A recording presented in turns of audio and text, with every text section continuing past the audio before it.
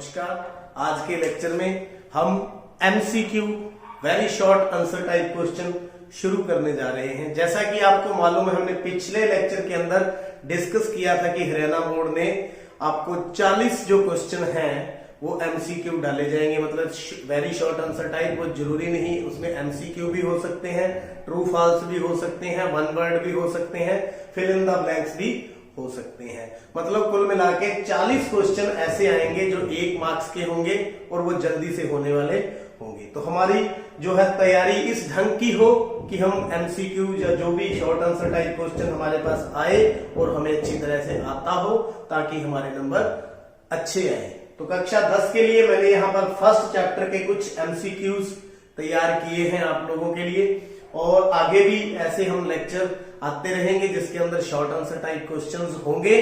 तो उम्मीद है आप इनको अच्छी तरह से करेंगे और इसको करने के बाद आपकी इतनी रिहर्सल हो जाएगी कि आपके एमसीक्यू सभी के सभी क्या होंगे, ठीक होंगे। तो यहाँ पर मेरे पास जो है पहला जो हमारा चैप्टर है वास्तविक संख्याएं, उसके एमसीक्यूज है। पहला जो क्वेश्चन है, निम्न में से कौन सी अप्रिमेय संख्या नहीं है। पहले तो इसको टिक लगाने से पहले हमें मालूम होना चाहिए अप्रिमेय संख्या होती कौन सी है और अप्रिमेय और प्रिमेय संख्या कौन सी होती है। देखिए यहां पर मैं आपको बताऊंगा परिमेय संख्या। पहले परिमेय संख्या कौन सी होती है, जिसको हम p बटा क्यू की रूप में लिख सकते हैं, और क्यू नॉट इक्वल टू 0 होता है, शून्य नहीं होता, मतलब नीचे 0 नहीं होना चाहिए। जैसे 3 बटा में 5, ये क्या है, परिमेय संख्या है। 5 अकेला लिख दें तो नीचे 1 है, ये भी क्या है, परिमेय संख्या। लेकिन जो p बटा क्यू की फॉर्म में न लिख सके, अपरिमेय संख्या, अपरिमेय संख्या p बटा क्यू फॉर्म में न लिख सके, उनको क्या बोलते हैं, अपरिमेय संख्या। तो यहां पर देखिए फिर कौन कौन सी होती है, जैसे √2 अपरिमेय है, √3 है, √5 है, √7 है, √4 नहीं है।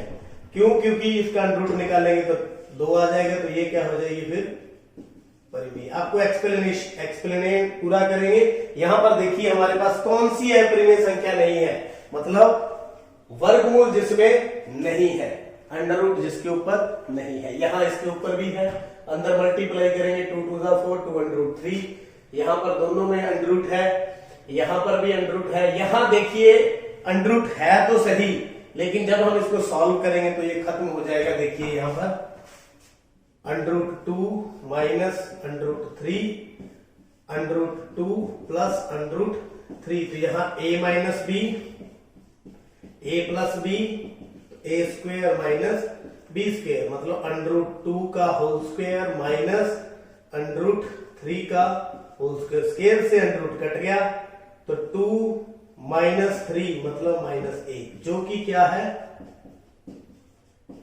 परिमेय है। तो यहां पर फिर कौन सा आंसर हुआ, यहां पर सी आंसर हुआ। कौन सा, सी, यहां सी। अब देखिए आगे बढ़ते हैं, परिमेय और अपरिमेय संख्याओं का गुणनफल क्या होता है। परिमेय और अपरिमेय संख्याओं का गुणनफल, तो देखिए एक परिमेय संख्या ले लेते हैं, एक अपरिमेय संख्या ले लेते हैं, तो फिर हम उनका गुणनफल चेक करेंगे। जैसे मान लो 2 गुणा में ये होगी परिमेय, ये कौन सी होगी, अपरिमेय, तो इनका प्रोडक्ट क्या रहेगा, अपरिमेय। तो फिर आंसर क्या हुआ, यहां परिमेय है, अपरिमेय है, तो आंसर बी। आगे चलते हैं, परिमेय और अपरिमेय संख्याओं का योगफल। तो योगफल जो होता है वो भी हमेशा क्या रहता है, अपरिमेय। तो ये भी कौन सा हुआ फिर, अपरिमेय संख्या। आगे, 2 भिन्न भिन्न अपरिमेय संख्याओं का गुणनफल। 2 भिन्न भिन्न का मतलब वर्गमूल 2, वर्गमूल 3, या कुछ भी अलग अलग आप ले लें, तो इनका आप प्रोडक्ट करें तो कितना आ जाएगा, √6, जो कि क्या है, अपरिमेय, जो भी क्या है, अपरिमेय। तो यहां पर 2 भिन्न भिन्न अपरिमेय संख्याओं का गुणनफल सदा अपरिमेय होता है। क्या होता है, अपरिमेय। अलग अलग होनी चाहिए, एक होगी तो फिर परिमेय बन जाएगा। आगे, 2 अपरिमेय संख्याओं का योगफल, ये भी अपरिमेय, ये भी अपरिमेय, तो आंसर यही रहेगा। तो ये कौन सी संख्या है? अपरिमेय। तो अपरिमेय संख्या ही रहेगी ए। आंसर कौन सा हो गया? ए। आगे है कुछ आसान हमारे पास क्वेश्चन है 8, 9 और 25 का महत्तम समापवर्तक मतलब HCF. HCF highest common factor. तो 8, 9 और 25 का कॉमन फैक्टर देख लेते हैं। 8 के क्या बन गए? आपने पहले करना है फिर निशान लगाना है। 8 के, 9 के, 25 के। तो देखिए कॉमन इनमें कुछ भी नहीं है। 2 इंटू 2 इंटू 2। 9 का क्या होगा? 3 गुना में 3 और 25 का 5 गुना में 5। फिर क्या कॉमन है इनमें? कुछ भी कॉमन नहीं है, लेकिन एक तो सब में है। एक तो हम लिख सकते हैं। तो क्या हो गया फिर इनका एचसीएफ? हाईएस्ट कॉमन फैक्टर कौन सा हो गया? 1। आंसर डी यहां पर रहने वाला है। आगे 98 के अभाज्य गुणनखंडों का रूप है। पहले तो हम डायरेक्ट देखते हैं 2 to the 4 इंटू 7 28। ये नहीं है। 2 to the 4 इंटू 49, ये भी 98 से ज्यादा चला गया। 7 गुना 7 49 गुना 2 49, ये ठीक लग रहा है। 8 गुना 7 56, जिसका मतलब आंसर क्या है? सी। करके भी देख लेते हैं। अभाज्य गुणनखंड हम बना करके देख लेते हैं। ये देखिए अभाज्य गुणनखंड आप जल्दी से बना भी सकते हैं। 2 पे जाएगा 49, 7 पे जाएगा 7, तो 98। 2 गुना में 7 की पावर 2। समझ गए होंगे। आगे 12, 15 और 21 का महत्तम समावर्तक। फिर वही बात एचसीएफ। 12 के गुणनफल गुणनखंड अभाज्य और 15 के 3 गुना में 5 और तीसरा कौन सा है? 21। 21 के 3 गुना में 7। तो देखिए 12 के 2 गुना में 2 गुना में 3, तो ये 12 के गुणनखंड। 15 के 3 गुना में 5, 21 के 3 गुना में 7। तो आप देख सकते हैं 3 इसमें क्या है? कॉमन, जो कि हाईएस्ट है, और कोई भी इसके अंदर कॉमन नहीं है। तो आंसर क्या आ गया? 3। तो आज का जो हमारा कॉन्सेप्ट था मेनली बेस्ड था एचसीएफ और प्रमेय और अप्रमेय संख्याएं के ऊपर था। उम्मीद है ये आप अच्छी तरह से करें ताकि आपको एग्जाम के अंदर कोई परेशानी न हो। आगे बढ़ते हैं। क्वेश्चन नंबर 9, 140 के अभाज्य गुणनखंड। तो हम करके देख लेते हैं। बजाय की तीर तुक्का लगाने के हम यहाँ पर रफ काम के अंदर व्याख्या में कर सकते हैं। 2 पे गया 70, फिर 2 पे गया 35, फिर 2 5 पे गया 7, मतलब 2 की पावर 2 गुना में 5 गुना में 7। तो ये रहेंगे। ये नहीं है, ये 3 आ गया, ये आ गया सी। कौन सा आंसर है? सी। 2 की पावर 2 गुना 5 गुना में 7। अब आगे यदि दो संख्याओं P और Q का HCF R है। HCF कितना है? R है, तो एलसीएम क्या होगा? तो एलसीएम निकालने का क्या फार्मूला है? पहली संख्या गुना दूसरी संख्या बटा में HCF। ये फार्मूला आप ध्यान में रखें। पहली संख्या P है गुना में Q है बटा में HCF कितना दिया हुआ है? R। तो ये फॉर्म जो होगी वो आंसर होगा। तो P प्लस Q, P गुना में Q, P गुना में Q बटा में R, ये है। ये प्लस आ गया यहाँ पे ये भी नहीं है, तो कौन सा आंसर हुआ? B। तो अब B आंसर है इसका। आगे 11वां क्वेश्चन बहुत ही आसान है। 0.05 का जो P बटा Q रूप, तो दशमलव को हटाएं, 5 बटा 10 कितना आ गया? 1 बटा में 2। ऐसे पहले आप कैलकुलेट करें तो कौन सा है? 2 भी नहीं है, B भी नहीं है, D भी नहीं है, तो आंसर कौन सा रह गया? C। कौन सा? C आंसर होगा। तो 17 बटा 8 का दशमलव प्रसार।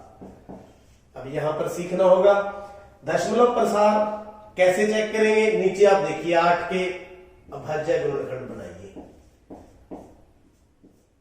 2 कितना आ गया? 2 की पावर Q, 2 की पावर 3। तो जो 2 की पावर बन जाए या 5 की पावर आए या दोनों की आए तो वो क्या होता है? शांत। क्या होता है? शांत। कैसा होता है? शांत। तो इनमें से कौन सा आंसर हुआ? B। कौन सा आंसर हुआ? B। चलिए बढ़ते हैं। 13 बिल्कुल वैसा है। 6 बटा 15, 6 बटा 15, 15 के अभाज्य गुणनखंड कितने हो गए? 3 गुना में 5। देखने में ऐसा लग रहा है अशांत है क्योंकि यहाँ पर 2 नहीं है, लेकिन 3 तो कट गया। कितना रहेगा? 2 बटा में 5। तो यहाँ 5 है। जब यहाँ 5 हो या 2 हो तो वो क्या होता है? शांत। तो इसका दशमलव प्रसार शांत है। आगे है 14 सम, 14वां सम। तो यहां पर HCF हमें गिवन है, तो हमें क्या निकालना है? एलसीएम। क्या निकालना है? एलसीएम। तो यही फॉर्मूला लगेगा, इस फॉर्मूले में पुट कर दे। 306 गुना में 657 बटा में 9। HCF कितना है? 9। तो 9 चौका 9 तिया 27, 3 9 चौका 36। तो 657 गुना में 34, 7 चौका 28, 2 20 और 2 22, 2 24 और 2 26, 7 21, 2 17, 1 19। तो 8 3 3 12 12 300 और 22 338 है क्या? ये रहा डी। आंसर कौन सा रहेगा? डी रहेगा। आगे 15वां 12 15 और 21 का एलसीएम। 12 15 और 21 का एलसीएम। तो तीनों को एलसीएम किसी भी तरीके से आप निकाल सकते हैं।